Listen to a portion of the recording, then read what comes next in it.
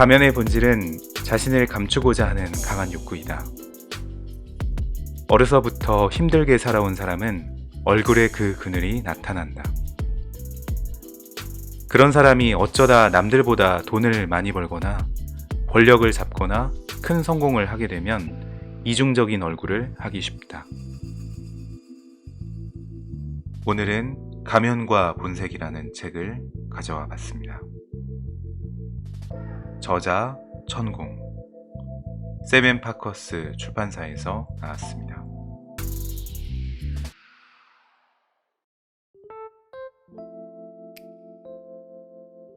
안녕하세요. 레오의 책 읽는 밤입니다. 오늘은 베스트셀러 통찰과 역설 기억하시죠? 천공 저자의 새로운 신간 가면과 본색을 가지고 왔어요. 저는 이 책 제목을 처음 봤을 때 가면이라고 하니까 마스크라는 말이 먼저 떠오르더라고요. 요즘 또 상황이 그런지라 엘리베이터를 탈 때나 지하철을 탈 때 모두 사람들의 얼굴을 보기가 힘들죠. 저도 처음에는 마스크를 쓰다 보니까 좀 숨도 쉬기 힘들고 귀도 아프고 해서 힘들었는데 점점 시간이 지나니까 뭔가 편해지더라고요. 그 중에서 저 스스로도 놀란 거는 내 얼굴을 반쯤만 공개하고 또 사람들 얼굴도 그리고 표정도 보지 않으니까 왠지 이렇게 사는 삶도 좀 편하다 이런 느낌이 들었어요. 내 얼굴을 가리고 나니까 두 얼굴로 사는 느낌이에요. 마스크를 쓰기 전에는 동네 주민들하고 만나면 눈으로도 인사하기도 하고 특히 아이들을 보면은 뭔가 이렇게 선물도 주고 싶고 그리고 항상 안녕 하면서 인사를 했었는데 마스크를 쓰고 다니다 보니까 이런 자연스러운 인사도 나누지 못하게 되더라고요. 오늘 제가 가지고 온 책 가면과 본색은 바로 가면 뒤에 가려진 거짓과 위선 그리고 모순을 날카롭게 지적하는 그런 책인데요. 우리의 민낯을 보여주게 된다고 합니다. 함께 읽어보시죠. 가면과 본색. 인간이 가면을 쓰는 이유는 여러 가지가 있겠지만 대개 두 가지로 압축할 수 있다. 하나는 프랑스의 추리작가 가스통 르루가 발표한 오페라의 유령에서처럼 흉측한 얼굴을 감추려는 것이고 또 하나는 자신의 나쁜 과거를 덮고 새로운 인생을 살고자 하는 것이다. 전자는 드러나는 형상을 감추기 위한 것이고 후자는 자신의 본질을 감추기 위한 추상적인 가면이라 할 수 있다. 누구에게든 드러내고 싶지 않은 개인적인 비밀이 있기 마련이므로 나는 누군가가 가면을 쓰고 있다고 해서 그들을 무조건 나쁘다고 보지는 않는다. 다만 앞에서는 좋은 일을 하는 척하면서 뒤로는 나쁜 일을 하는 사람들이 문제이다. 네. 유튜브를 진행하는 사람들도 가면을 쓰는 사람도 있고요. 그리고 연극 장치의 요소로서 가면이 활용되는 경우도 있죠. 저도 이 책을 읽기 전에는 가면에 대해서 많은 생각은 해본 적은 없어요. 하지만 가면 뒤에 감춰진 본색이 무엇인지 책을 읽으면 읽을수록 점점 빠져들게 되었습니다. 계속 읽어볼게요.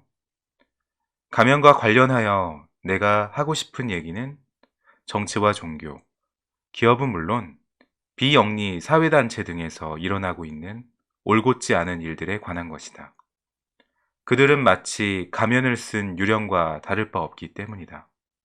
요즘 우리는 코로나로 인해 싫든 좋든 마스크를 늘 쓰고 다닌다. 한 번은 강의 중에 한 중년 여성에게 물었다.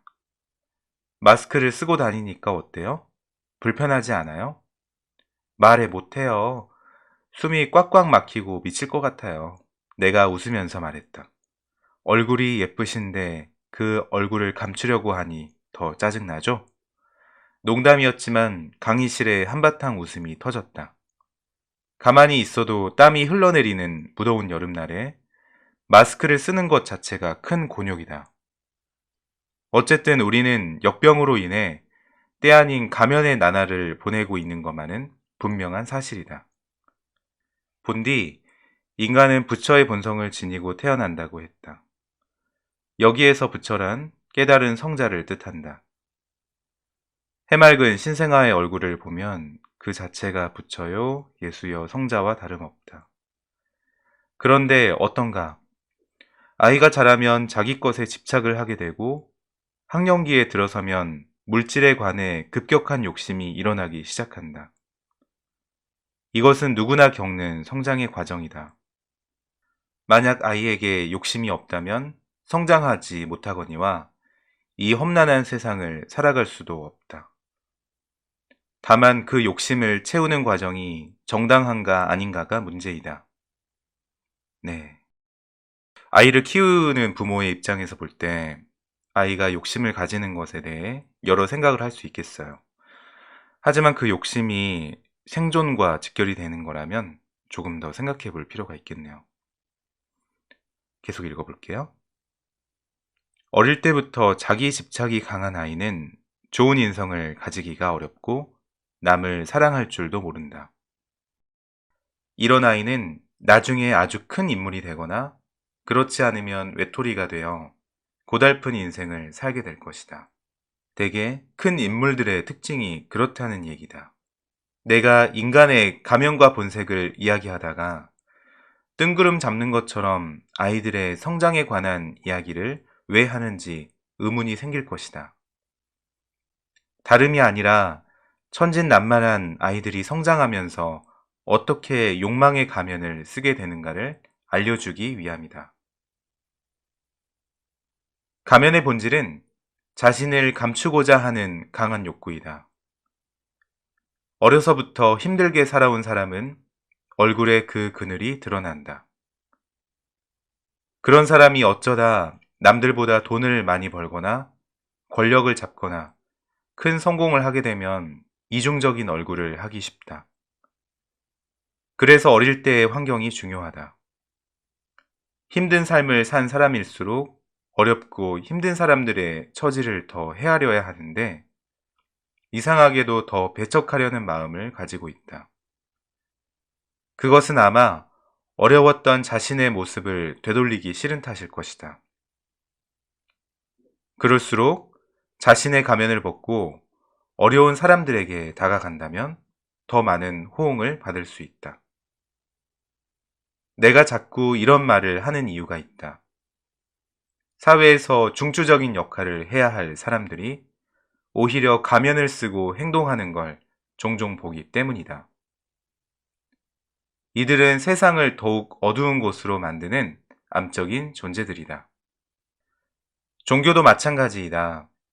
출가한 수행자들이 본래의 목적을 잊고 엉뚱하게 재물을 탐하는 일들은 종교의 가면을 쓴 것이나 다름없고 정치인들이 자신의 권력을 이용해 뇌물을 받는 것은 권력의 가면을 쓴 것이다.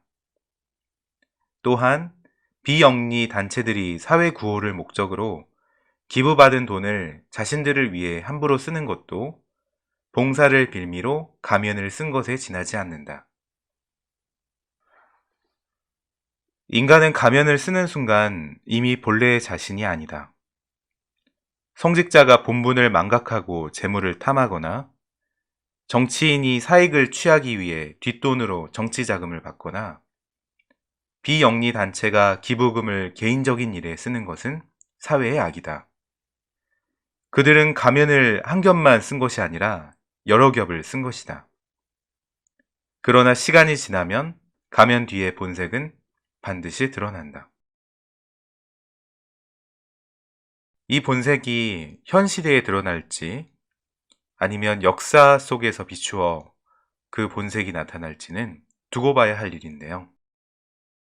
저자의 마지막 문장이 와닿았기에 천천히 한번 다시 읽어보겠습니다. 그들은 가면을 한 겹만 쓴 것이 아니라 여러 겹을 쓴 것이다. 그러나 시간이 지나면 가면 뒤의 본색은 반드시 드러난다. 가면. 인간은 누구나 가면을 쓰고 있다. 가면을 벗기면 본색이 드러날까? 가면을 벗기면 또 다른 가면을 쓰고 있는 것이 바로 인간이다. 지금보다 삶이 나아지려면 자신이 쓰고 있는 가면을 스스로 벗어 던져야 한다. 네. 인간은 누구나 가면을 쓰고 있는데 이런 거짓과 이선의 가면은 스스로 벗기를 바란다. 그런 내용 같아요.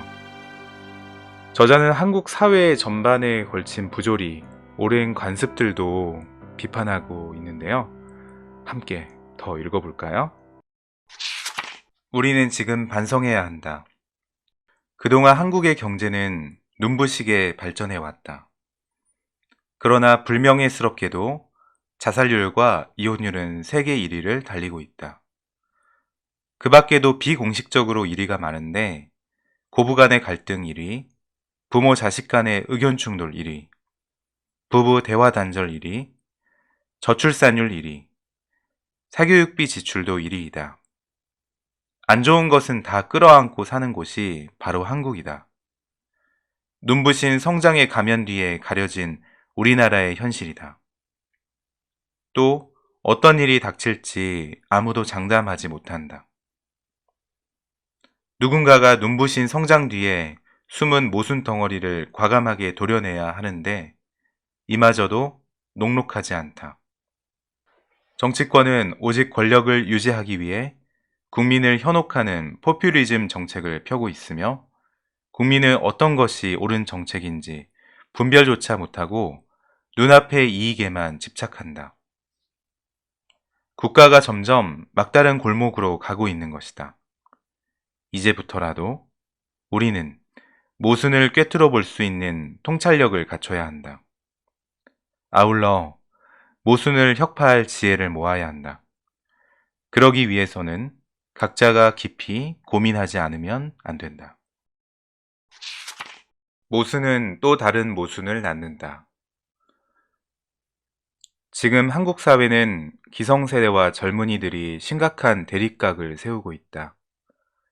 기성세대는 한국 전쟁 이후 태어난 베이비붐 세대인 1956년에서 1963년생을 가리키고 젊은이들은 1980년 이후 태어난 세대이다.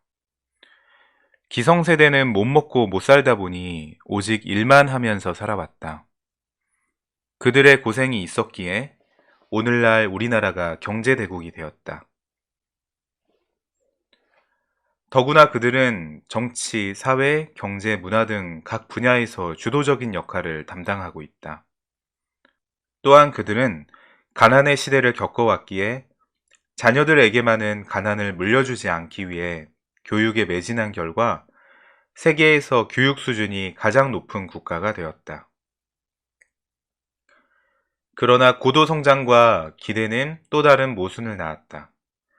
높은 교육열로 인해 고학력 실업자가 넘쳐나는 사회가 된 것이다. 그러다 보니 3D 업종은 심각한 인력난을 겪고 있고 서비스 업종은 일자리를 오히려 고학력자가 차지하고 있다. 사회적으로 보면 큰 낭비이다. 그뿐만이 아니다.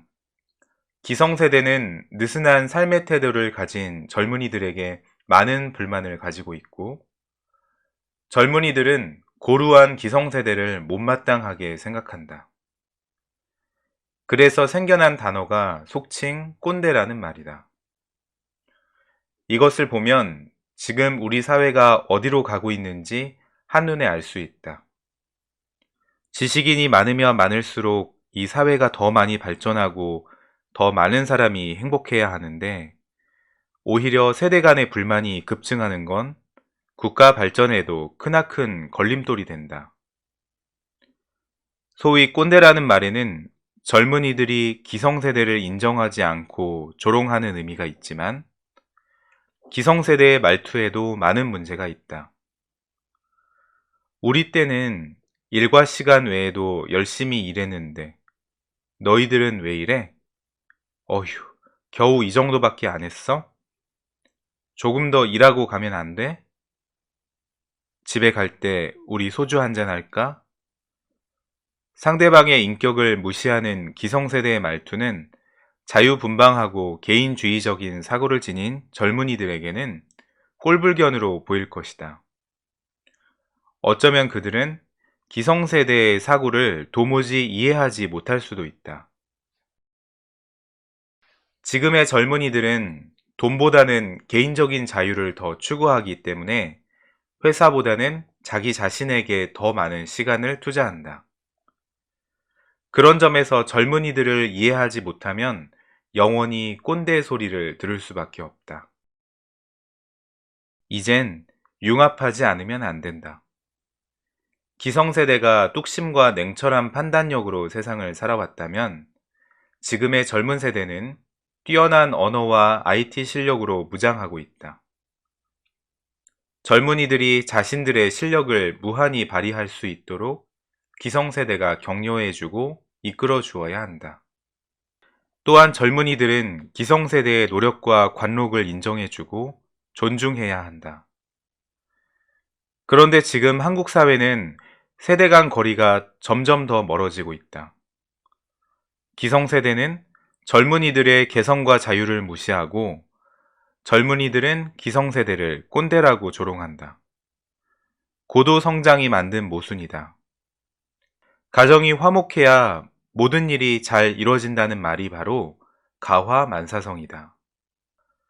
국가가 바로 서려면 먼저 국민이 중심이 되어야 한다.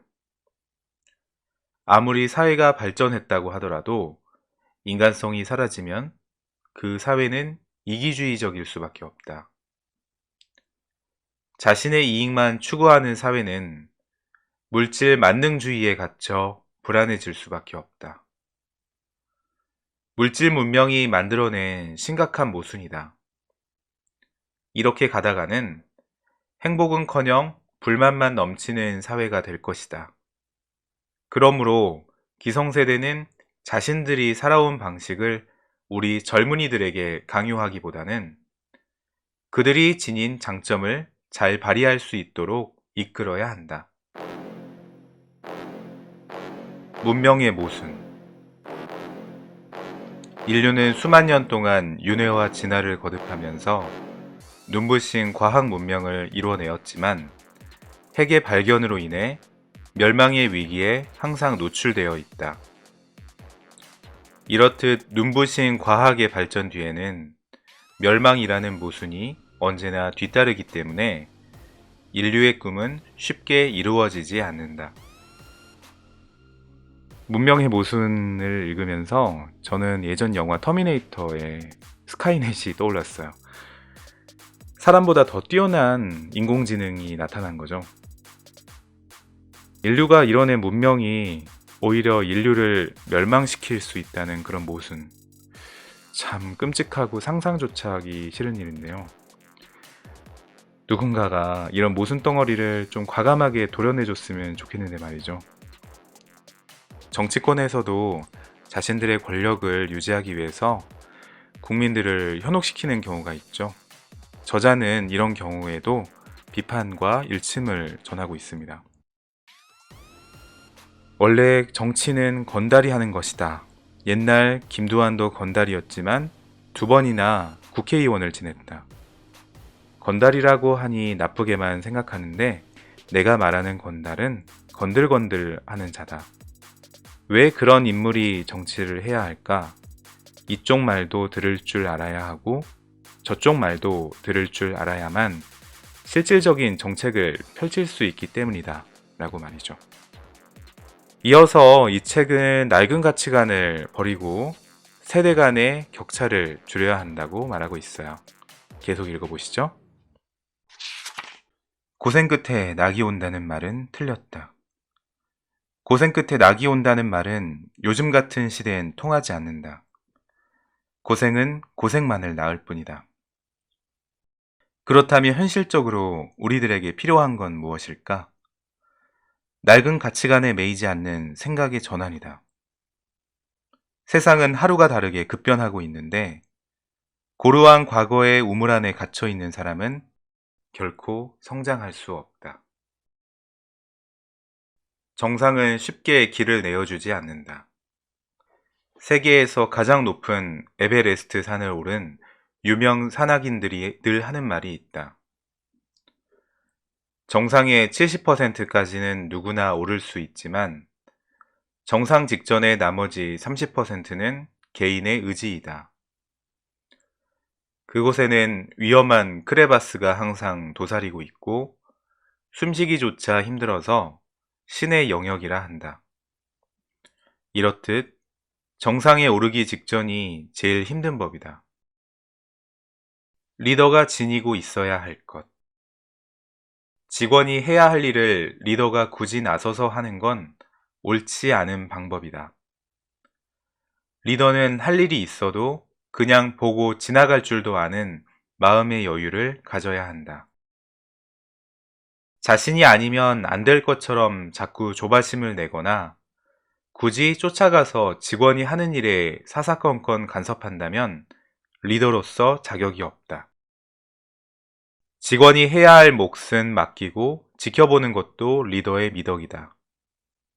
직원이 해야 할 일을 리더가 빼앗으면 안 된다는 말이다. 만약 그렇다면 그런 리더는 아직 공부 중이다. 네, 코로나 블루라는 말이 유행하는 지금 우리는 각자의 위치에서 우리가 맡은 책무를 잘 수행해 나가야 됩니다. 지도층도 지도층인데 내가 해야 할 본분은 무엇인지 그것을 잊어서는 안 될 것 같아요. 낡은 관습에서 벗어나서 모두 자기 삶의 주인으로 우뚝 서시기를 바라겠습니다. 이 책의 저자는 개인의 성장을 위해 지금 당장 벗어야 할 가면에 대해서 이야기하고 있는데요. 우리가 어떤 가면을 쓰고 있었던 것일까요? 같이 보시죠. 개인의 성장을 위해 지금 당장 벗어야 할 7가지 생각의 가면. 첫째, 고생 끝에 낙이 온다는 말을 믿지 말라. 고생은 그냥 고생으로 끝날 뿐이다. 둘째, 한번 놓친 시간은 다시 오지 않는다. 지금이 자신에게 가장 중요한 순간이다. 셋째, 아내가 남편을 내조한다는 건 구시대적 발상이다. 아내는 아내고 남편은 남편이다. 넷째, 낡은 상식과 관념에 매이지 말라.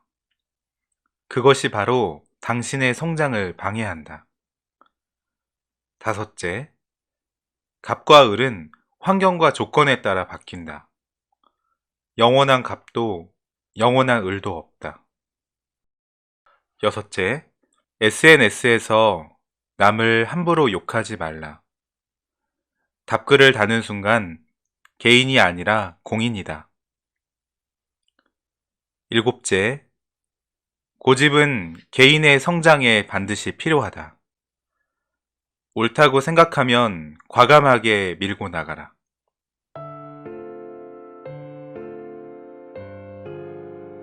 당신이 생각하기에 당신은 개인인가 공인인가? 만약 당신이 SNS를 하고 누군가의 글에 답글을 단다면 당신은 개인이 아니라 공인이다. 그렇다면 손가락과 입을 항상 조심해야 한다.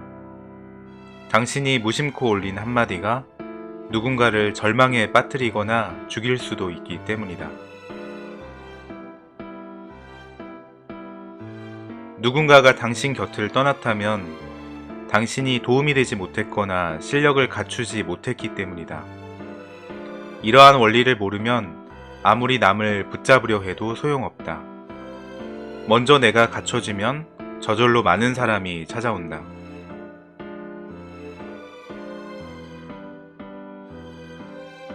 지금 당신이 힘들다면 자신에게 잘못한 것이 분명히 있기 때문이다. 당신이 힘든 것은 자신에게 주어진 환경과 조건들을 바르게 쓰지 못하고 잘못 사용해서 빚어진 결과이므로 남 탓으로 돌려서는 안 된다. 그럴수록 더욱 힘들어지는 것은 자신뿐임을 명심하라. 내 생각이 깨끗하면 남도 착하게 보이지만 내 생각이 더러우면 착한 사람도 나쁘게 보인다. 내 마음이 깨끗하면 산은 산이고 물은 물이지만 내 마음이 더러우면 산은 물이고 물은 산이 된다. 욕심 중에서도 가장 큰 욕심은 내 방식과 내 생각대로 남들이 따라주길 바라는 것이다. 이건 남의 인생을 내 마음대로 가지고 놀려는 것이나 다름없다.